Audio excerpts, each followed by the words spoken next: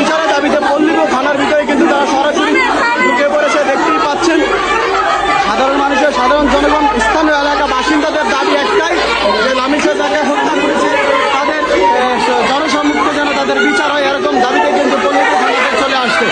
আপনারা দেখতে পাচ্ছেন